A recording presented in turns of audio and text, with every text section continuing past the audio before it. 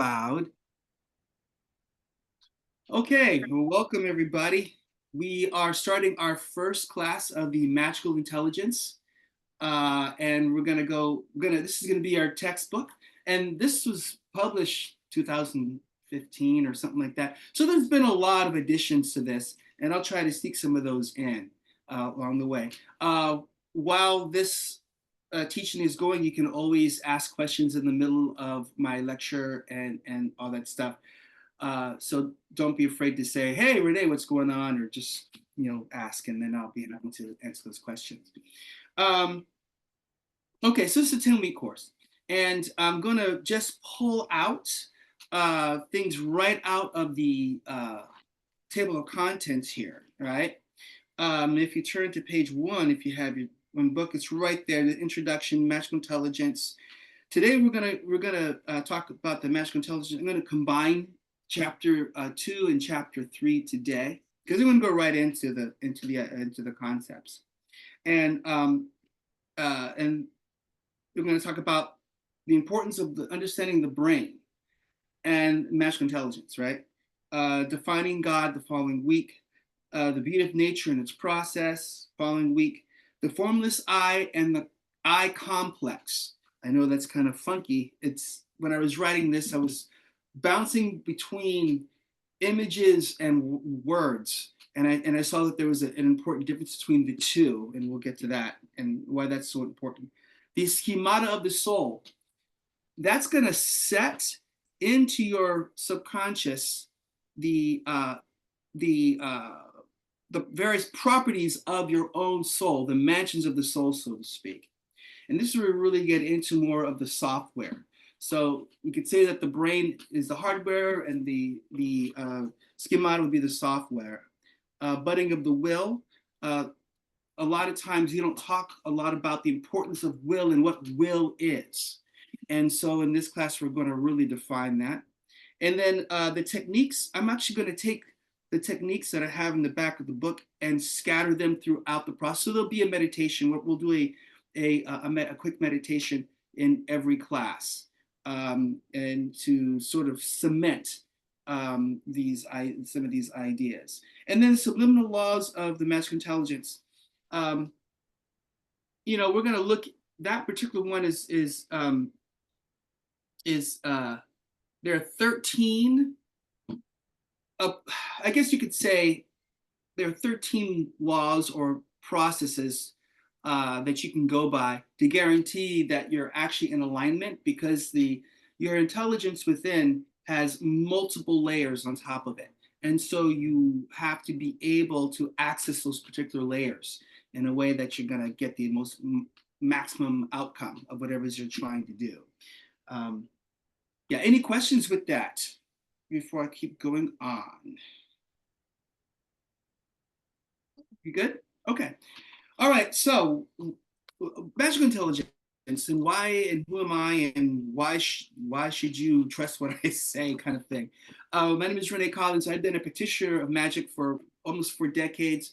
I was initiated first as into Thelema through OTO, studied privately with the master for those good 8 to 10, about 8 years, where I was trained in the Kabbalah, Western magic, and all the different yoga exercises as well. So it was a combination of yoga as well as Eastern yogic and Western magic. So if you know anything about Thelema, that it is a combination of Golden Dawn and Eastern approach to things. So I have those two underneath my belt. And when I had my last initiation and awakening and moving forward and going out on my own, and began to become curious about the other practices in the Asian tradition, and then went on from there to study chaos magic, and I was also an acrobat in a circus, so I was able to actually fund a lot of my work because I was a working actor as well. So I could just do magic and meditation in the mornings, and then do script in the afternoons, and then rehearse at night. So my life is set up that way, so I can just do all this stuff. I'd spend 6 hours a day just doing all this magic stuff. So it's just a lot of time. Hey, kitty. My cat's gonna jump in here sometimes. Um, And then my wife and I moved to New York, and I had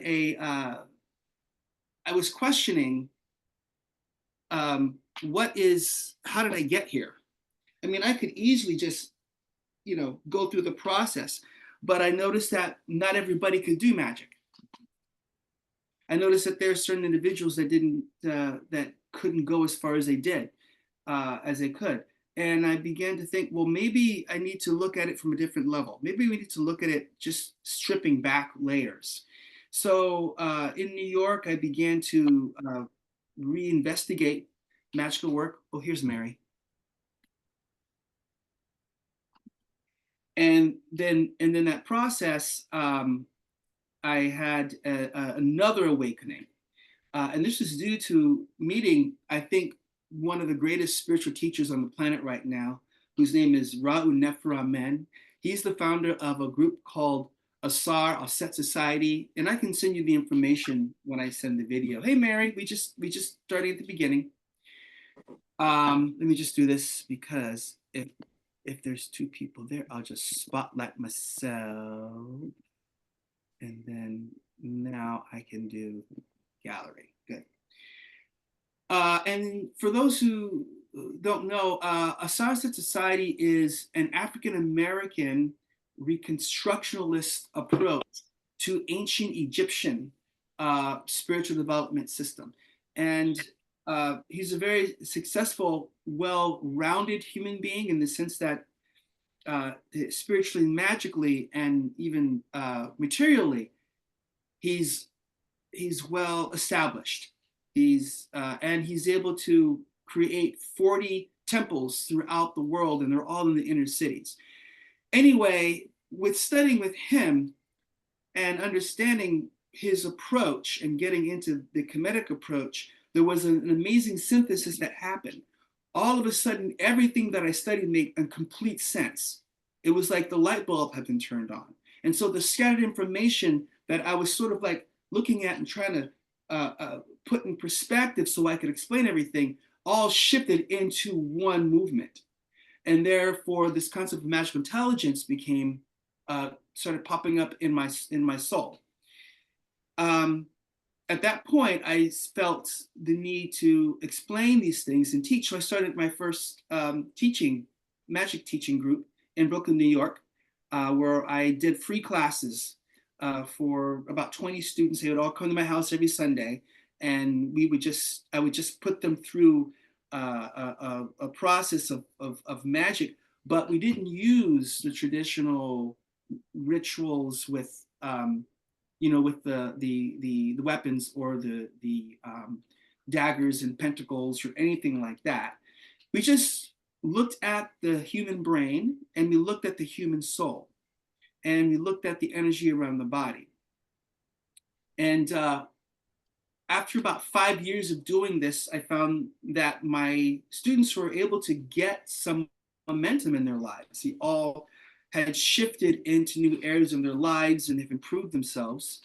And of course, there were some that kind of just stayed, and I was always like, well, what's with the people that stayed, and so it's an ongoing journey. So this book, Magical Intelligence, is a combination of all of that. It's a continuing journey for me, And when I put this together, I thought that it would be great to just finally just get it out in the open and bring all this stuff and just use this as a textbook. Is there any questions with that before we move on? Okay. So what is the magical intelligence? So when I say the word magic, what does magic mean to you? Will directing energy. Mm-hmm. Mm-hmm. Will directing energy. What else? It's the ability to co-create with the universe. Co-create with the universe. Yeah. Yeah. And if I say intelligence, what does that intelligence mean to you? Means thoughtful approach to everything. Thoughtful approach, yeah. Right. Observing patterns and putting together the correlations. Mm-hmm. Yeah. And there's a reason why I have the galaxy in the center, and I get to that in a second. Yeah, those are all correct. Uh, how I got to magical intelligence was, it's actually a funny story. When I was still a young neophyte, there was a situation that was happening with my first teacher, and he was having a conversation, and I wasn't getting it. And I kept saying, "What?" And he finally got upset with me. Not really upset. He just said, "Rene, would you use your damn magical intelligence?" In other words, start thinking outside of the mundane brain into the deeper areas. And but that stuck with me. Uh, Magical intelligence, to add to what you both just said, magical intelligence is my term for the central movement behind all creation that exists, the very process that creates our cells to be activated, that creates the planets to whirl in motion, that creates the subatomic quantum effects. Think about something like eating. When we eat, you eat a fish or a pear or whatever, and your body does a magical thing. It takes that fish or that pear and it changes it into you. Now, if you don't think that's not magical, then I think that we need to sort of like look over what's going on. And we tend to want to look at things outside of the mundane and to praise those things as magical, when magic is really, yes, you can do that, but the opposite is also true. That the very things that we observe in reality, there's magic in them, right? And that process is an intelligence. Because if you look at the human body, and you see that I use the human body as an example a lot, because my observations is that if you want to study the universe, if you want to understand how the universe works, if you want to understand how, oh, I don't know, sociology works, or how ecology works, or how economic works, it's the same laws that run those things, that runs the stars that roll in the sky, the various planets and so forth. The same laws run the human body. So there's a correlation between what's happening inside of our bodies and a correlation what's happening in the galaxies as well. And this is a really fundamental point that I want to really hone in on in these classes, because now we are looking at things from a less chaotic view to a more ordered, structured view. And we can use the archetypes as a way to give rise to that, to understand that. If you can understand that, then you can tap into what's called the archetypical energies to harness, which is also a featured part of the schemata of the soul, in magical intelligence. So it's magical, in which sometimes you just can't explain why things are. But it's intelligence because there is a structure to it. And if we understand and communicate with that intelligence, then we can harness, or we can actually be the channel for that intelligence moving into the world. There's a thing called OMP in business. You ever heard of OMP? I'm not sure. Yeah, it means other people's money. So we are spending a lot of time trying to, force things with our magical cyclical energy, when we can use some other source to fund that in a way. You know what I mean? So it can relieve a lot of the stress. So that magical intelligence is that force, is that funding energy. Okay.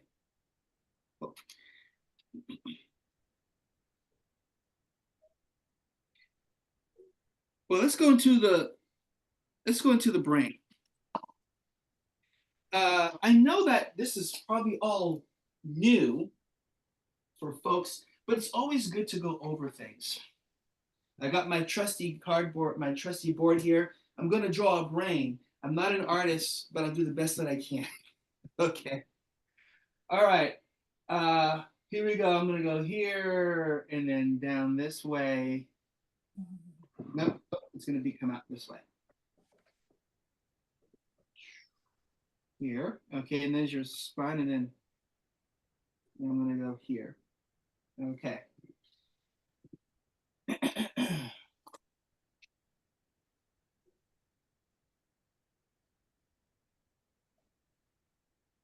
Okay. So let's start with the area here. I taught this in my magic class, and this was really helpful. And everybody see that okay? Mhm. All right. So Yes. this is your brain. This is your brain on drugs. No, this is your brain, and it's best that I can do. And you notice that I put different partitions in here, right? I put this a front area here, and then there's this wide open area here, and then we also have this area back here. I should do this so that we know what the compartments are. And we all know that there's a left hemisphere and a right hemisphere. I don't think I need to go into that because that's all pretty much solid information. So let's start with the back here. This part here, the reptilian brain. Kitty, I'm trying to teach here. Stepping over my cat. I'm going to say reptile brain. Did anybody study the brain at all in college or good? Yeah.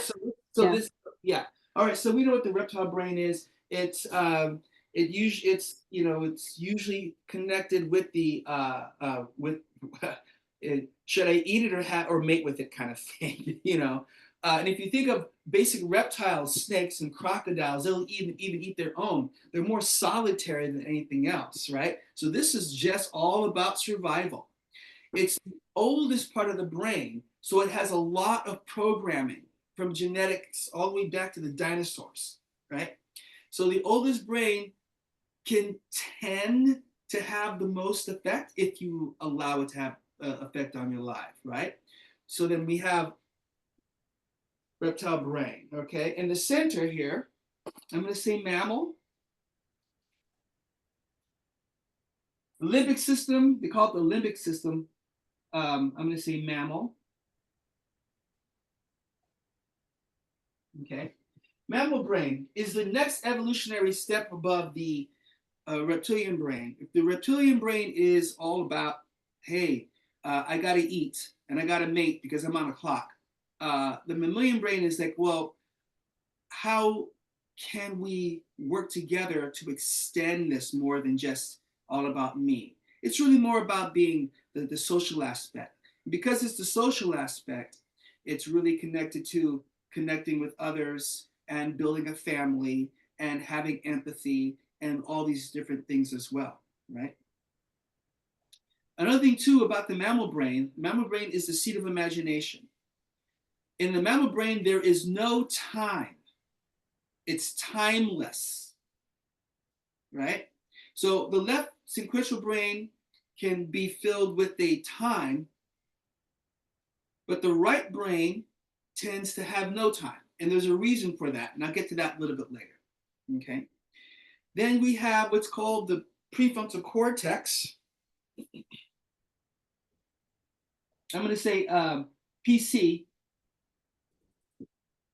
PFC,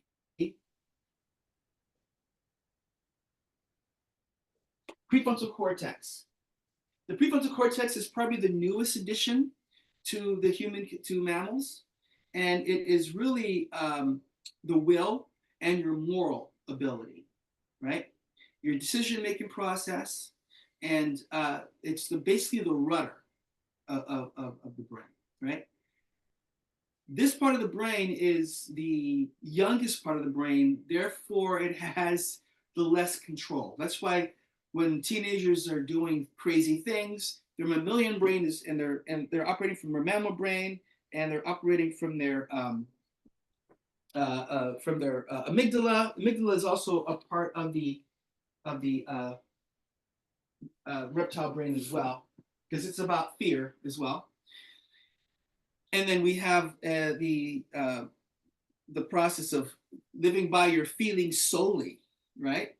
And that's what the mammal brain will do. It's all about feelings and emotions and being spontaneous and the fight and flight aspects come into play. Well, the PFC is supposed to harness and guide all of this. And what's happening, but the PFC has to have a cultural platform in order for it to develop. So if you don't have a role model, or if you don't have elders, or you have the wrong type of people, then that will greatly affect how well your prefrontal cortex will be active. It takes about 20 something years for men, it's 28 years or 26 years. For female, it's 25 years, for it to come on, to be developed. But once again, it doesn't mean that it will come online.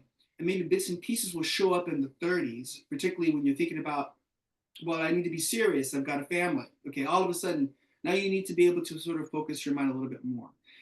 But the research is showing that if you don't have a culture around you as role models, then that prefrontal cortex has a difficult time of turning on, even late into the 40s and 50s and 60s and so forth like that. Now you notice that I did another partition up on here. This is the cerebral cortex.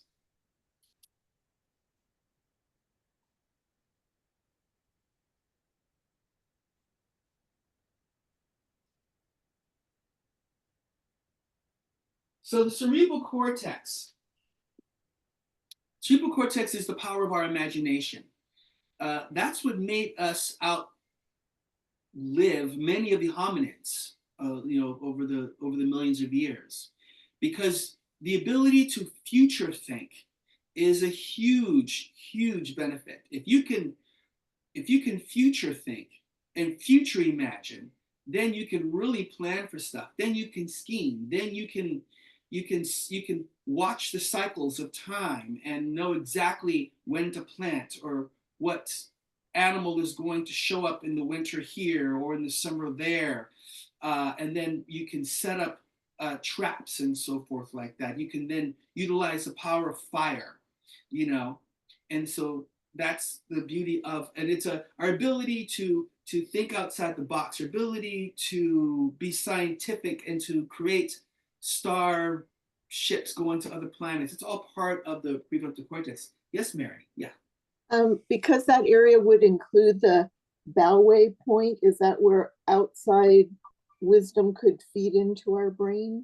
Yeah. So that whole area is in, well, yes and no, because there is a place down here, which is where the pituitary gland is, where that would shoot down into there.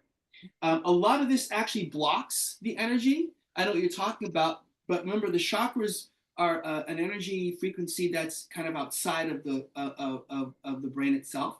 So that goes directly, and it depends upon if your prefrontal cortex and your brain is in alignment to hear. If the left brain is sufficiently shut down and the right brain is sufficiently turned on and open, then the answer is yes, it can get down to the pituitary gland, where you begin to get those images. The byway point is really more on the back here.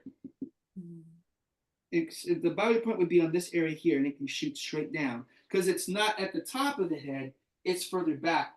And so let's see, this is all Qigong information from the other classes that you're getting, basically. Because the byway point in the Chinese system is, I'm just pointing to the back, not the top here, but back here. And usually when I teach that, that's turned on a lot, and I'm receiving the information from there. But the chakra itself, which exists, there's two chakras. There's a chakra right on the edge, and there's one up above here. The chakra there, and now we're going out of magical intelligence class at this point, that is a root for a series of other chakras for your secondary body. That body cannot be turned on. If this chakra, if you immerse into that chakra, then your bottom chakra would release and your whole body would just collapse and die, and you go off into your secondary body. So that's a whole other can of worms. There, hope that answers your question. Yeah. So now, what does this have to do with magic? Okay, so one of the aspects of magic, it always requires an intelligence that is making a decision so that they can get something done. That's just basically it. I mean, Crowley's talked about will, the power of the will, right? Well, it's very difficult to have will if your brain is at war with itself. So right now, if I'm looking at the reptilian brain, if the reptilian brain is the most active and has more control over, say, the prefrontal cortex, which is now non-existent, because you can't have this in control and this control at the same time. It's going to be one or the other. Then the mammalian brain and the cerebral cortex will be experiencing the more negative aspects, which then will decrease your power and decrease your ability to tap into the magical intelligence within you. So the mammalian brain will then elicit emotions of anger and all the negative emotions, basically fear and worry and so forth, right? The cerebral cortex will take the futuristic power and it will reverse it and say, well, what if this bad thing happens to me? Now, all of a sudden, you're creating a whole scenario in your brain where the most negative thing is going to happen. And it feedbacks into the fear loop. This is if the reptilian brain is the mostly in control, right? The mammalian brain is mostly in control negatively if the feelings and emotions themselves have overcome your prefrontal cortex as well as your cerebral cortex. We're looking at things like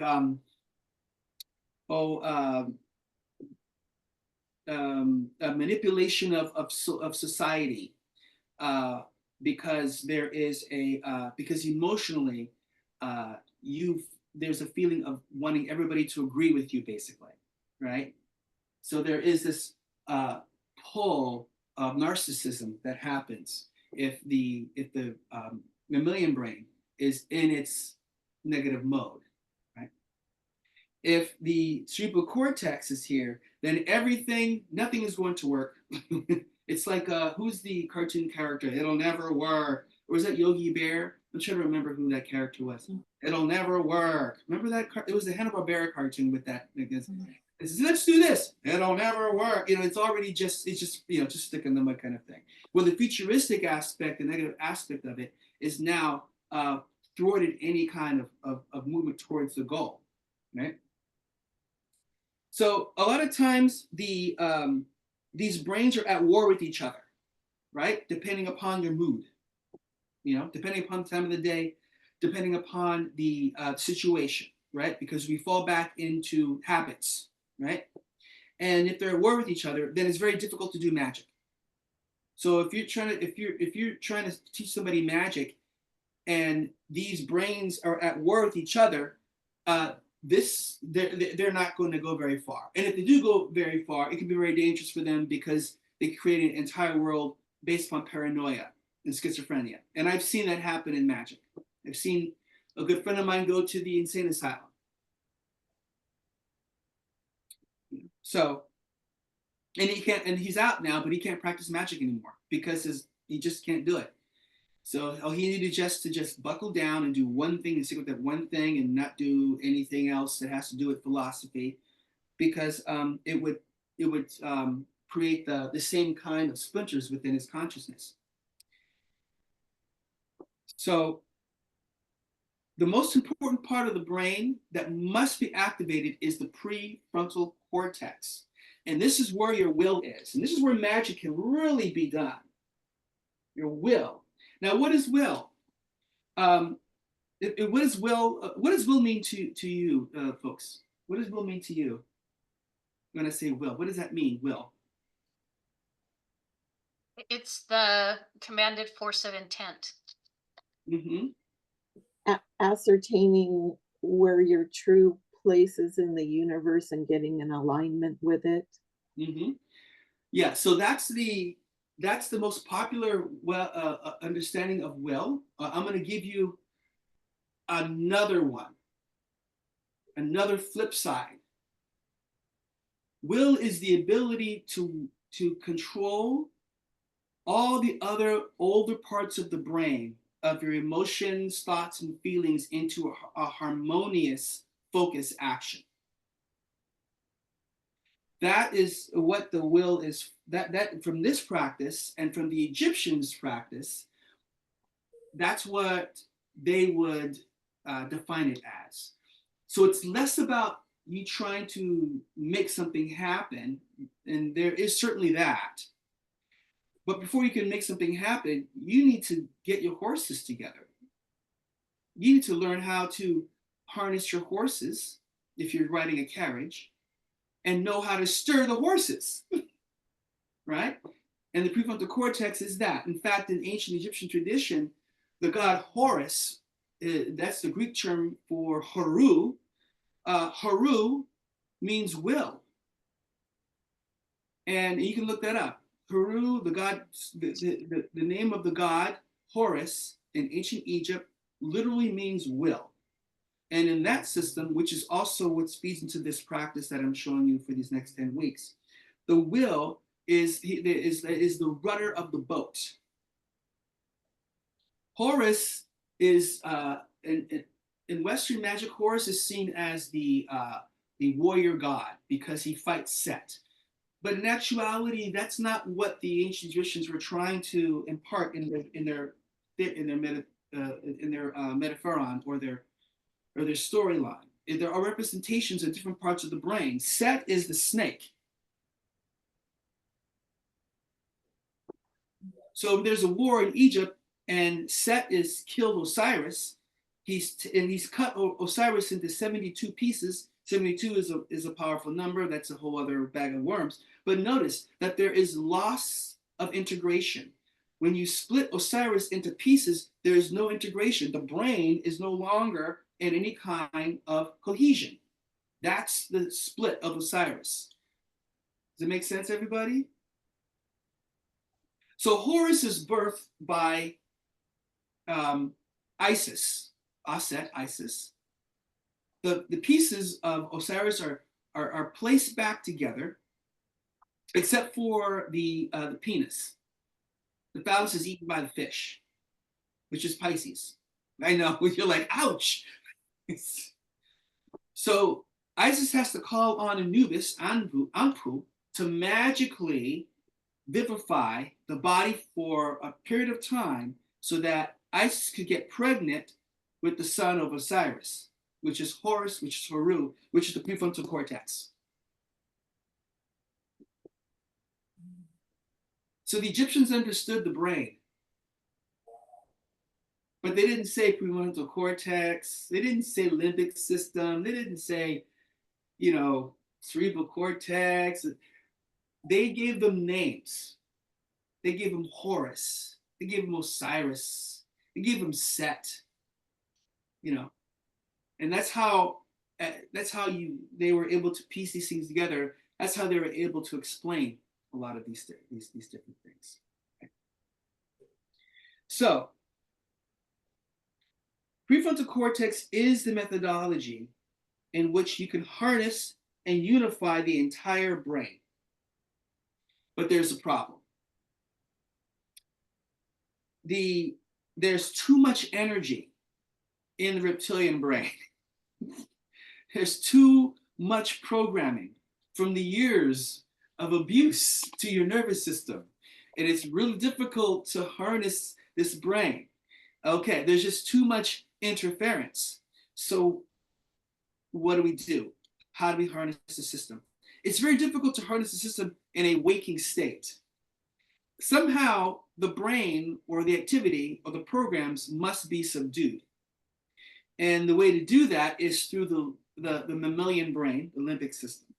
Remember I said earlier that the mammalian brain does not have a sense of time. I read this book on relationships. I forget the one where it is. I think it was love relationships, and the psychologist talked about the mammalian brain as being, it's timeless. That means whatever image or whatever memory, good or bad, is coming up in your psyche, that part of the brain is living it as if it's actually real. Which is why when we fall in love, people have these feelings of, I think I've seen you before. It's like it's destiny and it's divine. Because no. It's just that you've seen something like this before, and the emotional energy in the limbic system is so high that it's repeating itself as, oh, it's it's I've seen you before. No, no, no, no. It's just processes that's been buried in the brain that's coming up in the million brain basically. But the key piece is that the brain, this part of the brain has no time, which is a lucky thing for us because if it has no time, then the present is always here. Everything is present. That way, when you are thinking about going to Tahiti or going to Hawaii, and you're sitting on the beach, and you got your mai tai in your hand, and the ocean is blowing on the skin. Well, unless unless you have psychosis, that that's not really happening to you. However, the mammalian brain does not know the difference between an imaginary act and a real act. And therefore, because it says that, oh, it's really happening, the mammalian brain sends a message to the hippocampus. Hippocampus then releases peptides. Peptides of love and pleasure flood the entire body, interacting with the cells, locking with the cells, and creating a chain reaction, reaction in each cell, creating a feeling of, it's so nice, it feels so good, right? But you know that you're like on the bus, or you're in the plane, or you're in a messy room, or you're doing a job, whatever. But your mammalian brain doesn't know the difference, and there lies the power. There lies the power of activating the magical intelligence by, and this is one of the things that I think that we don't take advantage of.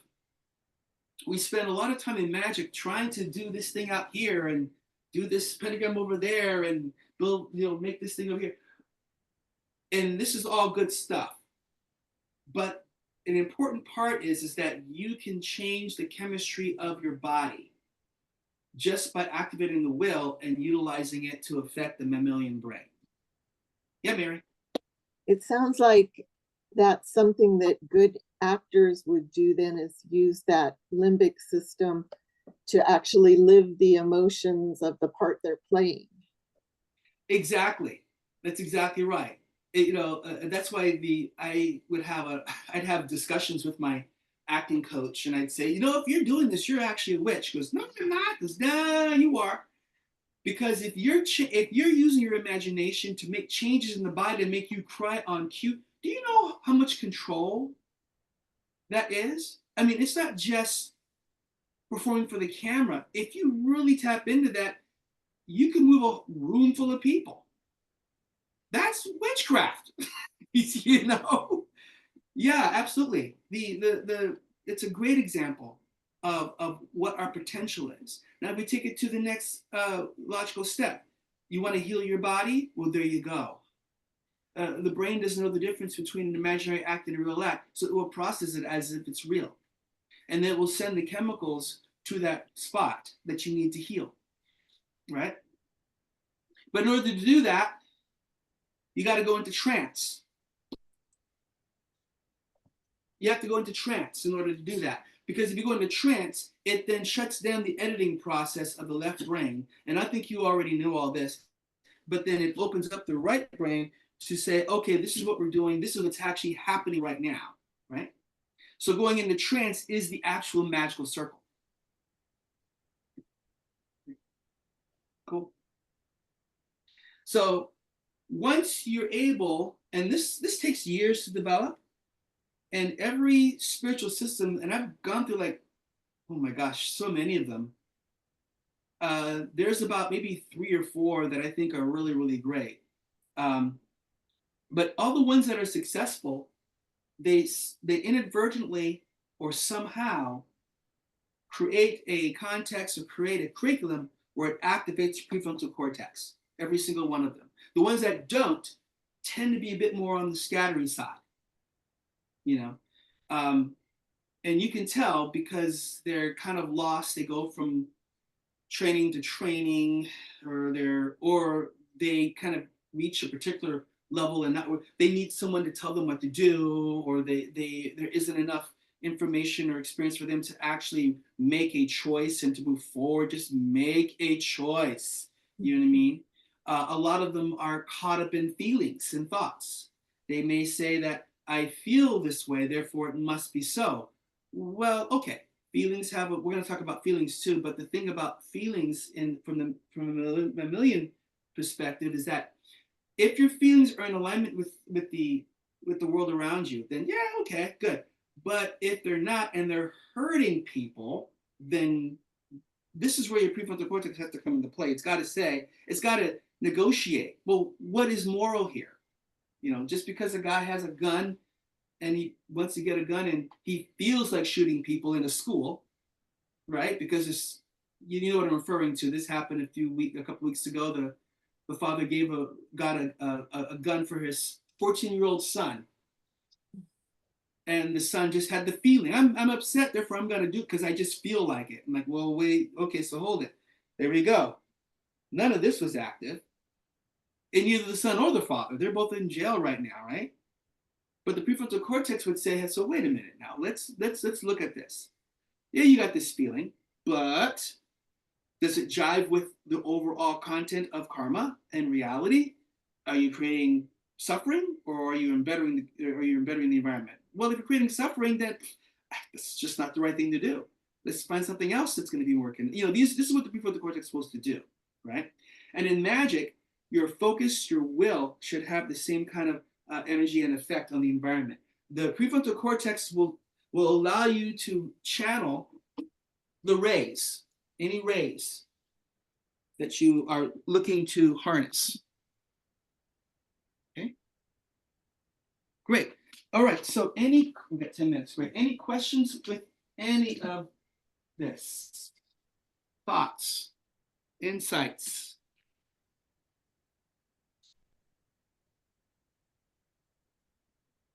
Okay.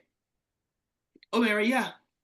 The I'm thinking about the mammalian brain with the emotions, but then the cortex with the all the thoughts.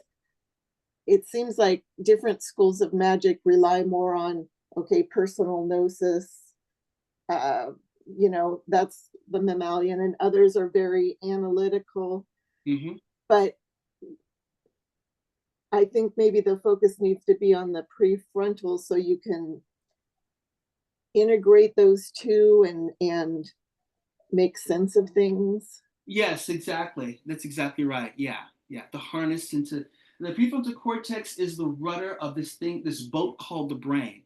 If there is a rudder, if you're on a boat and there's a rudder on the boat and the wind's blowing, you're basically screwed. You know, with where you can go. So, but the prefrontal cortex is the rudder basically. And so what we're talking about here is the hardware, if I should say the hardware. We're going to get into the software and where they all correlate, particularly with the schemata of the tree. So you're absolutely right. Some magical systems, a lot of magical systems, um, they will tend to be down in this area here, right?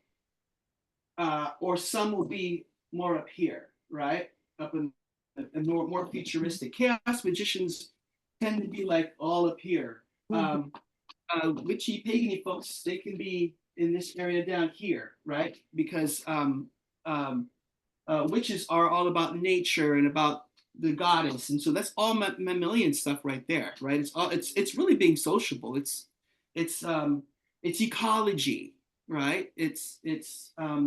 Whereas the ceremonial magicians, you know, they can be up here, but then they tend to not have a lot of their connections with people. They can be kind of cold, right? It's like, have a little heart, you know. I remember my first teacher. This is back, I think, in the 80s. Um, I'm learning mesh from him, and I'm doing all this meditation, and doing all this work, and all this stuff is coming up, and all my phobias are coming up, and I finally just says, hey, this stuff is coming up. do you have a methodology of dealing with all these things? He goes, no, we don't do that. It's like basically, no, you have to go to a psychologist for that. So, Mm. so and this is back, maybe it's different now, but most practitioners will actually have a psychologist to go through or a counselor to deal with this stuff because at that time, magic wasn't devised to deal with your problems. It was all about power, right? And that lies a danger. But I think way back in time when whole societies were more in touch with magic, there was more of a way to deal with that when people went through their shamanic breakthroughs as teenagers. There was a whole society and structure to help them, which we don't have now. So we have young people getting their first, uh, startling thing in our society. You know, I got put in the loony bin myself. Oh, really? Oh, Yeah, wow. Yeah. yeah, because nobody knew what was happening. Yeah. So ancient cultures didn't make a separation like we've made separation, or I should say distinctions, between science and magic and emotion and nature. It was, the first scientists were not the Renaissance people. The first scientists were the shamans or the witches or the witch doctors because they knew the plants. Mhm. They, you back in the early days, if you needed to go get some, so because of that, there was, I would say, and we're talking, thousands of years ago when we were like hanging out in the woods And and we're dealing and we're actually dealing with life and death situations. We could get killed by a cougar or a bear or something of that nature, right?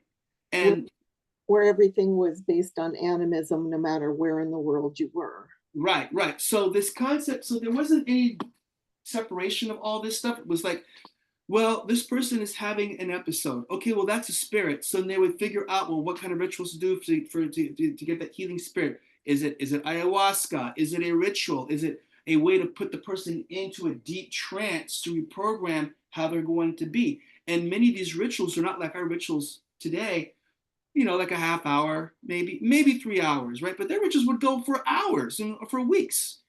They didn't have to sit there with a notepad and sort of divvy out, well, I've got a 2 o'clock appointment, I'll see you at 4. It's like, their time was much more extended, and they and so things were a bit slower, so the information would come in at a digestible rate. Today the information is coming in so fast that it's very difficult to get to the bottom of things because information is so superficial because it's coming in too fast, if that makes sense.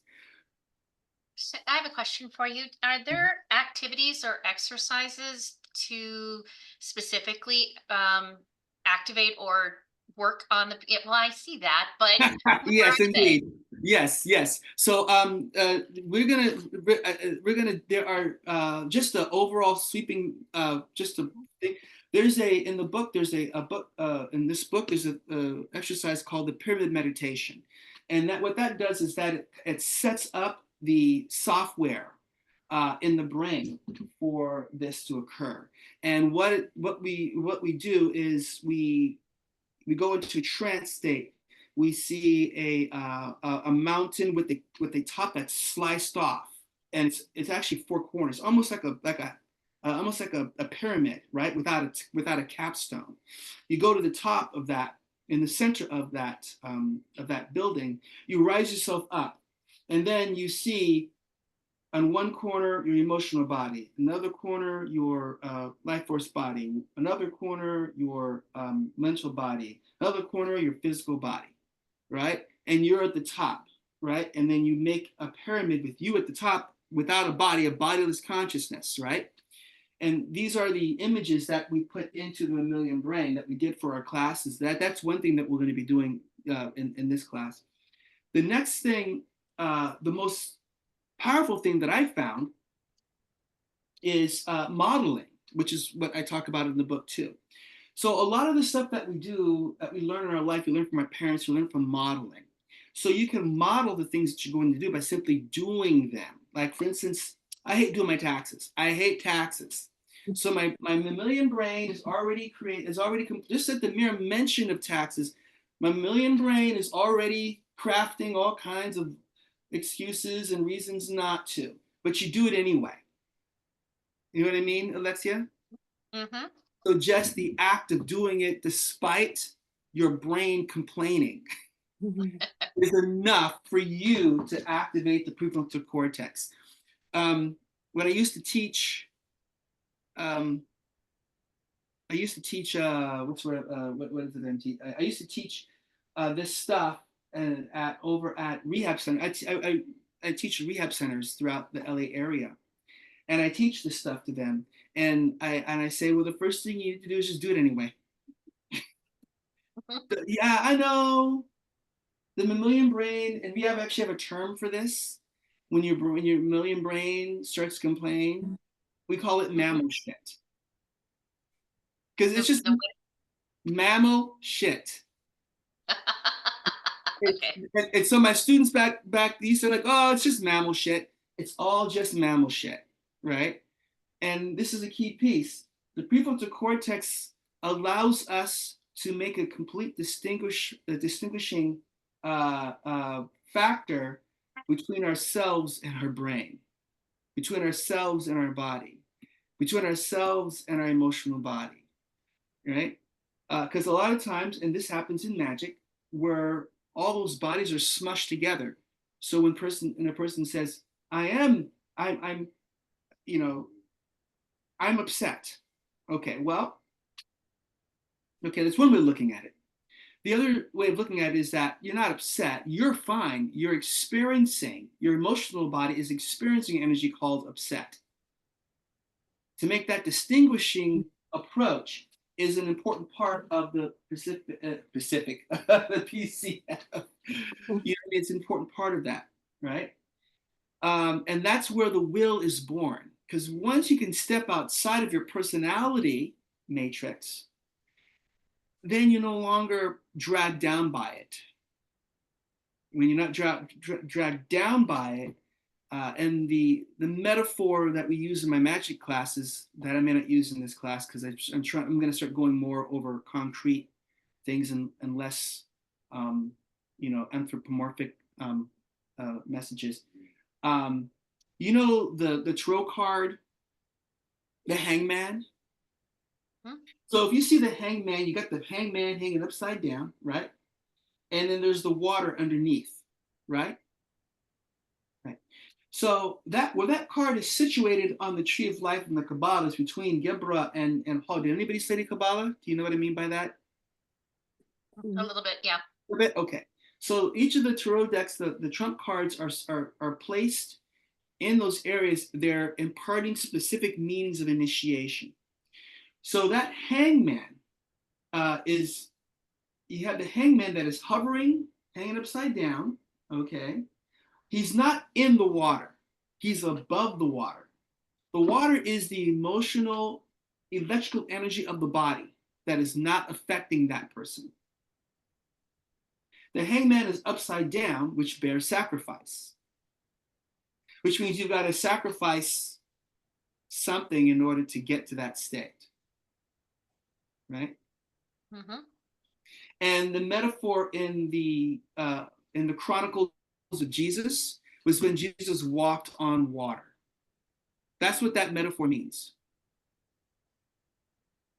Jesus walking on water.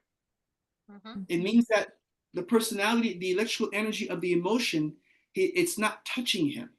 He's now able to walk on it. He's not pulled down into the depths of terror or into the mammalian brain, into the reptilian brain. Right? So these are the after 1 o'clock. The time goes by too fast. So yeah, so any questions with this? This is about what I wanted to talk about with the brain. So I'll refer to this as we're moving forward over the next few weeks, because I'll say if I talk about the mental aspect, I said, okay, well, it's that part of the brain, and the imaginary aspect, well, that's the right part of the, these concepts. Now that we can relate to them in the brain, then I think it'll be easier to get all this other anthropomorphic and abstract imagery out of the way, and then we can actually go into a hard, linguistically speaking, a hard approach on what it is we're dealing with. Right? This is what I wanted to do with this book. Notice there's no inferences to gods or goddesses or even the elements. It's not even in here, right? I stripped all that away so that we could just have a conversation and just use good old English, right? It's good old English. And if you get to this book, you're gonna know everything in this book. You can even change the language to suit yourself. Notice they didn't even put an image in here. There's no pictures. Like most people would put a picture of the tree of life, or I didn't do that because I want you to do that yourself. As you go through these things, I want you to picture, what does that look like to you? What is your magical intelligence creating in your own consciousness as you move forward with this approach? Okay. Next week we're gonna start off with the meditation, and then we're gonna go into the book. I just wanted to sort of set the foundation of the beginning with the brain and what magical intelligence is, and moving and how we can move forward. Is that all? Is that good, everybody? Awesome. All right, so I'm gonna go ahead. If there's no more questions, I'm gonna turn off the video. But Okay. you can stay on and talk to me if there's anything offline you want to chat with me about. And for those of you who are actually watching this for the first time, welcome to the class. Hope you have a great time. This is something that I love doing. And tell friends. It's not too late for them to actually come and experience this. All this stuff will be recorded, and I'll be putting it online so that you can go back and follow these things. All right? Take Sounds care. good. Blessed be. Thank you.